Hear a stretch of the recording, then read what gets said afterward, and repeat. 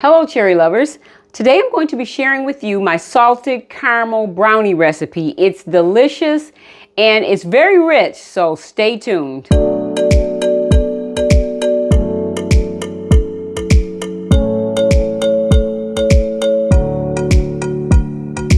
Okay, first thing I'm going to do is share my ingredients with you and then we're going to get started. I haven't been here in a while, but I'm back and hopefully I'll start doing these on a little more regular basis. I've been quite busy, but we're going to go over the ingredients here. So if Larry will look this way, the first thing we're going to make is the caramel. These are my salted caramel brownies. And you can also use, let me just say this, if you don't want to make your own caramel, which I love making my own caramel, it's very, very delicious. It's not that hard to make. And if you would rather just buy your caramels, you can get the Kraft caramels. It's a very simple recipe. You can Google that. But I'm going to show you how to make the homemade caramel, which is just amazingly delicious. So here again, we're going to go over the recipe. The first thing I'm going to show you is the ingredients for the caramel. And that's going to be 1 1/4 cup sugar, 3 tablespoons of water, 3/4 cup of heavy cream, 4 tablespoons of unsalted butter, and we're also going to use 1 1/2 teaspoon of sea salt. And then for the brownies, we're going to use 1 1/2 sticks of unsalted butter, and plus more to grease your pan. Also 1 cup of milk chocolate chips, also 1.5 cups of sugar, and 1/4 cup of cocoa, unsweetened cocoa powder, 2 tablespoons of pure vanilla extract, and 1/2 teaspoon of salt, and 3 large eggs. And make sure you don't leave your eggs out. They need to be chilled, and 1 cup of flour.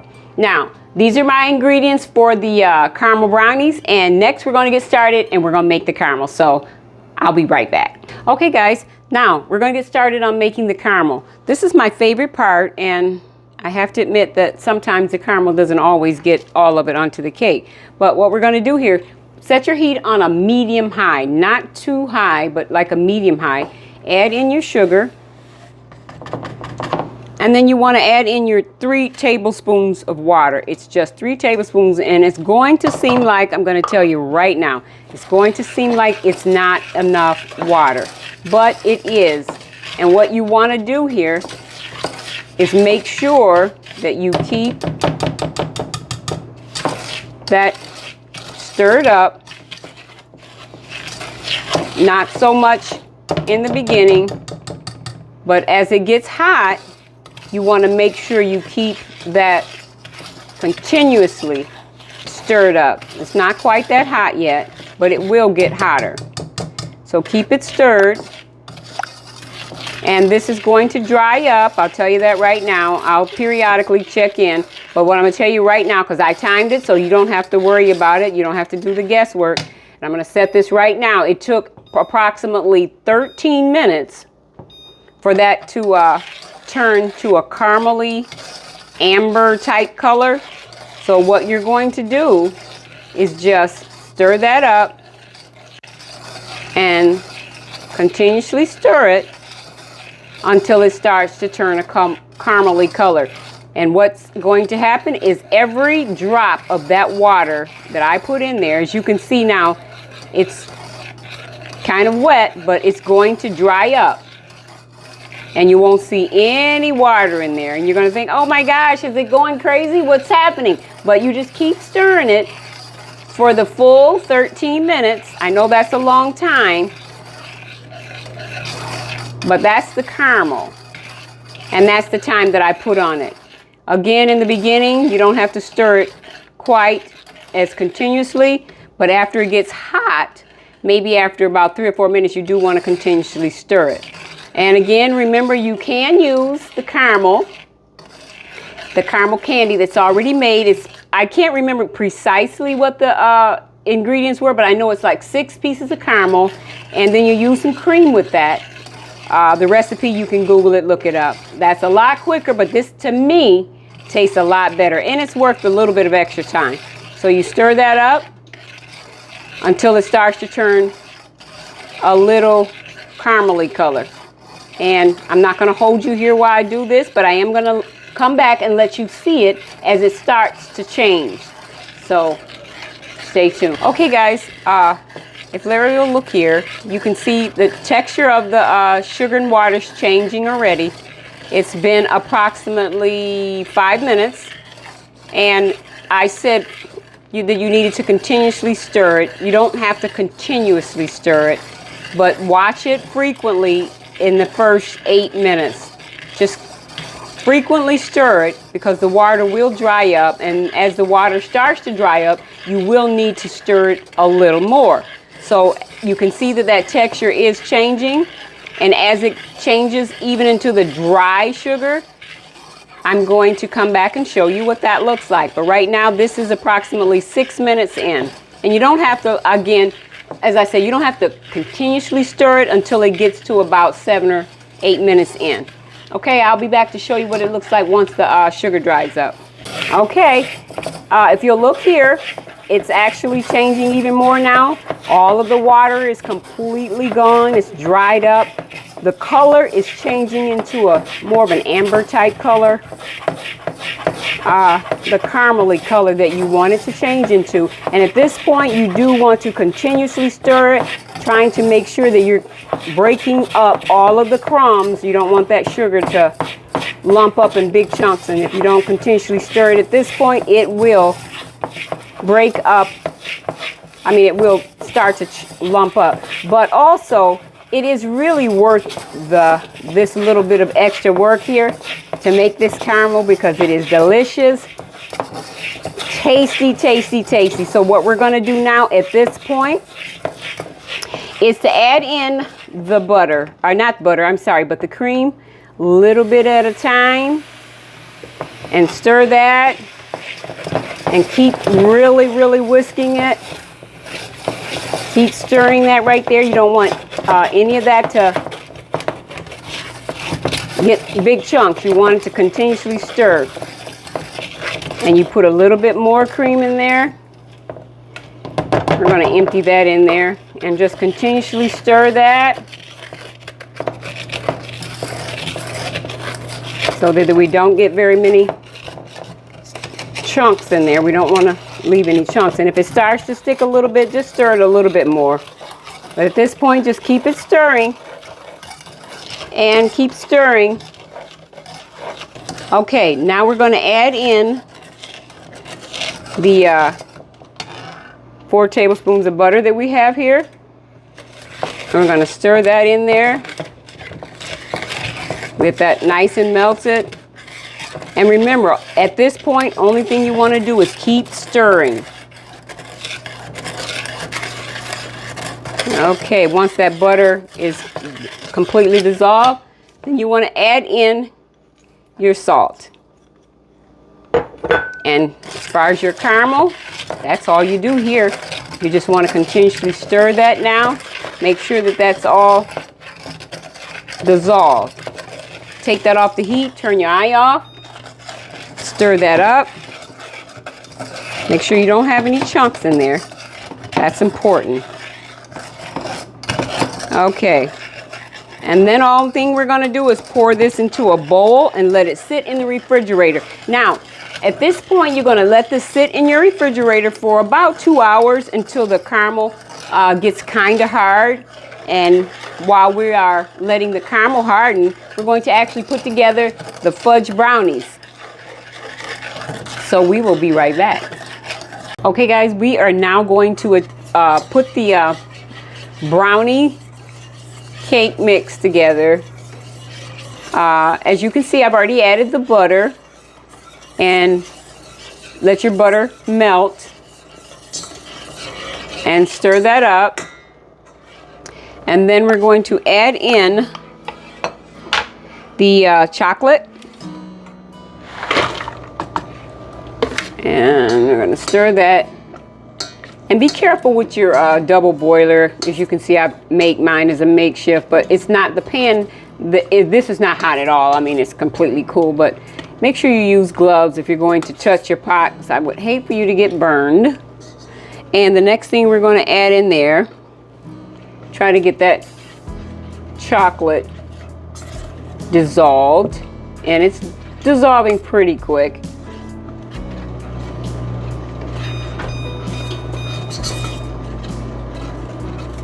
Okay, and next we're going to add in our sugar. And then we're going to stir that up. You want to make sure that you continuously stir this after you get all of your ingredients that you're going to add in here until it's nice and smooth. Okay, we got our sugar added in there, and then we're going to add in the cocoa and stir that. Get that a little bit stirred up. You don't see any more cocoa on top. Next, we're going to add in your vanilla extract. That's pure vanilla extract. Stir that up. Then we're going to add in our salt. Now, from this point on, you want to make sure that you stir that until it's nice and smooth, nice and creamy and smooth. Try to get your sugar completely dissolved. So you stir that up. And that's going to take you maybe 3 or 4 minutes to get that nice and stirred up and dissolved. So I won't keep you on screen. I'm going to stir this until it's completely dissolved, and then I will be right back and show you how to finish the rest of your brownies. Hello guys. All right, now I removed the bowl from the pot and I'm stirring that a little bit more, and the next thing we're going to add in here are the eggs. We got 3 eggs here. We're going to whisk those in there. Try your best not to get any eggshells. Remember, your eggs are not supposed to be sitting out. Sometimes they have you to have room temperature, but you want your eggs to be chilled. So just before you add them in there, you can take them out of the refrigerator. And then you want to whisk those in there really good. Beat them up nicely till they're completely mixed.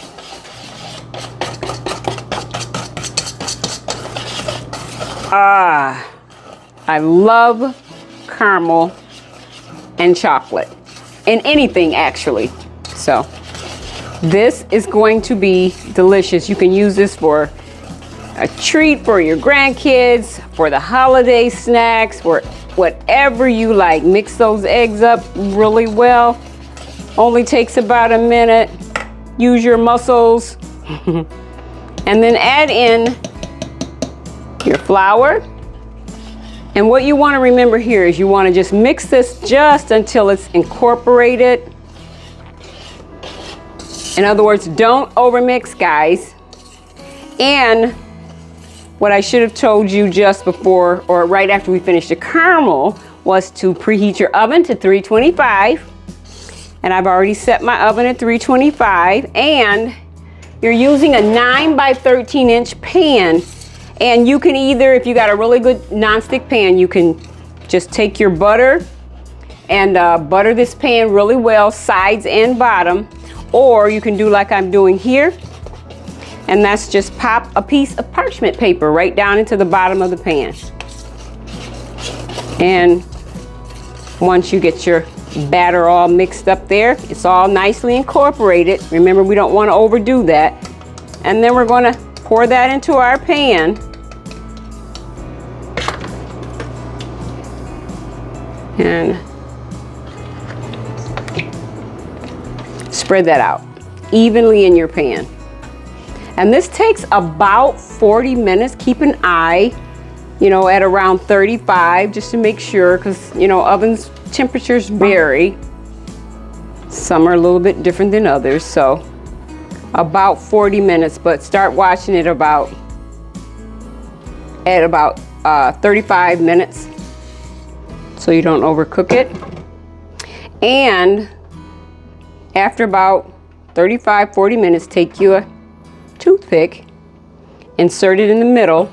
It doesn't have to come out completely clean. That's one thing I want to remind you of. If it's got a few crumbles on it, it's okay. So about 40 minutes, you're going to set your timer.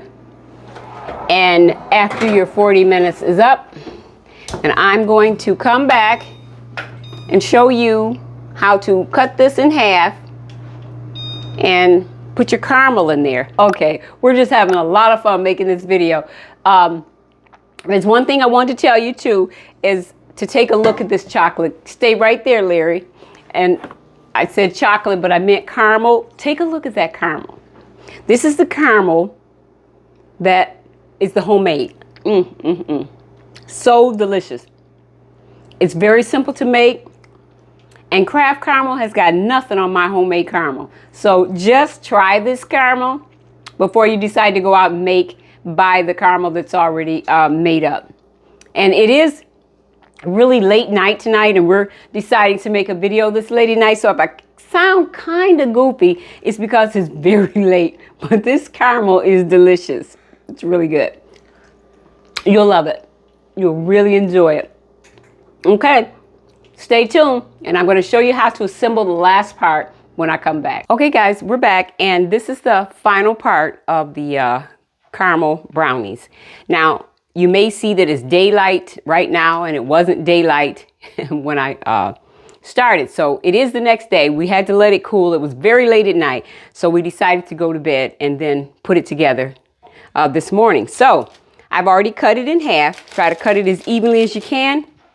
And simply take your caramel that I could sit here and just eat from the bowl. Put it on there. You can put it on as thick as you like or a little bit thinner. Spread it out. I love caramel, so I put it a little bit heavier. Actually, you're supposed to use all of this, but it's okay if you don't. Spread that out and spread it to the edges all the way out.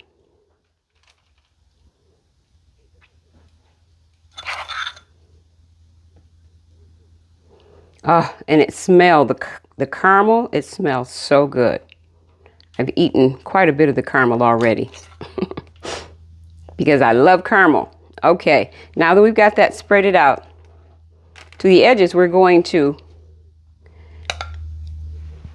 pick this up carefully, and we're going to put it right on top. Look at that ooey gooey goodness.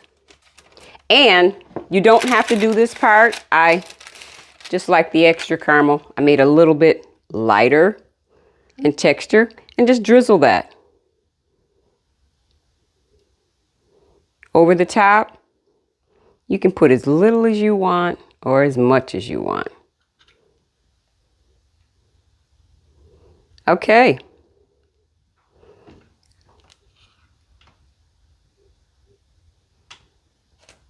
There we go. And there you have your caramel brownie. Now, you can put this in the refrigerator. You can let it sit out on your counter. It'll keep for a good 3 days. But what I want to do is try a little piece. You can actually freeze this.